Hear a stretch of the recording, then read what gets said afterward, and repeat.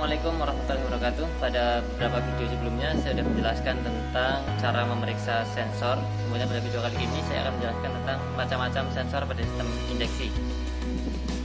Untuk beberapa kendaraan mungkin nama sensor akan berbeda, tapi secara umum nama sensor adalah sebagai berikut. Yang pertama, ini ada MAP sensor, singkatan dari Manifold Absolute Pressure Sensor, berfungsi untuk mendeteksi tekanan pada intake manifold. Nah, pada MAP sensor dilengkapi dengan selang yang terhubung dengan intake manifold. Kemudian berikutnya di bagian bawahnya pada throttle body ada TPS atau Throttle Position Sensor, berfungsi untuk mendeteksi posisi katup throttle. Jadi berapa derajat katup throttle membuka akan dideteksi oleh TPS ini. Selanjutnya di sebelah sini menempel dengan body filter ada IATS. IATS ini singkatan dari Intake Air Temperature Sensor, berfungsi untuk mendeteksi suhu udara masuk yang ke intake manifold atau ke ruang bakar.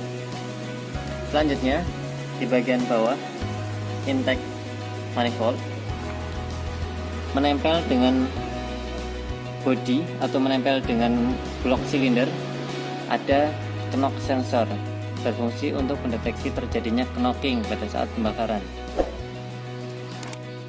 Menempel di body kepala silinder atau head silinder di bagian samping.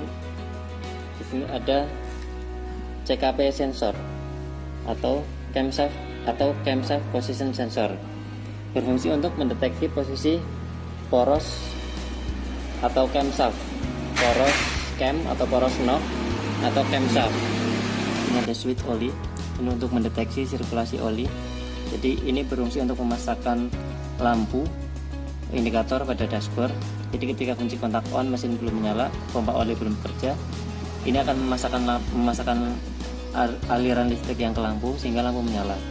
Nah, ketika mesin bekerja, pompa oli bekerja, ini akan mendapatkan tekanan sehingga akan terdorong, akan memutuskan massa yang ke lampu indikator pada dashboard sehingga lampu indikator oli akan mati. Selanjutnya di bagian bawah di sini ada crank angle sensor atau CAS, berfungsi untuk mendeteksi posisi poros engkol. Nah, sensor ini juga yang berfungsi untuk mengirimkan sinyal kapan busi harus memercikan bunga api, kapan injektor harus menyemprotkan bahan bakar. Di bagian sini, di bagian bawah housing untuk air pendingin ada WTS atau Water Temperature Sensor. Bisa juga di mobil kendaraan lain, mungkin namanya ECT atau Engine Coolant Temperature. Nah, berfungsi untuk mendeteksi suhu air pendingin atau suhu bulan pada kendaraan.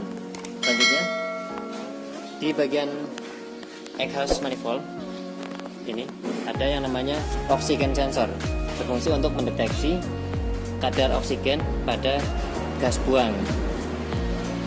Nah, sensor ini memberikan informasi apakah campuran itu terlalu kaya, apakah campuran itu sudah terlalu miskin. Jadi misalnya pada gas buang terdapat oksigen terlalu banyak, berarti ada udara yang tidak terbakar, sehingga dapat disimpulkan campuran itu miskin karena ada udara yang tidak terbakar. Setelah sensor-sensor tadi ada beberapa aktuator, diantaranya adalah di sini ada OCV atau Oil Control Valve, berfungsi untuk mengatur aliran fluida atau aliran oli yang mengalir ke VVTi, sistem VVTi. Kemudian ada 4 injektor. Nah, di sini injektor berfungsi untuk menyemprotkan bahan bakar. Kemudian ada ISC atau Idle Speed Control, berfungsi untuk mengatur kecepatan idle. Selanjutnya di bagian atas ini ada 4 ignition coil, berfungsi untuk menaikkan tegangan baterai yang tadinya 12 volt menjadi sekitar 10 kilovolt.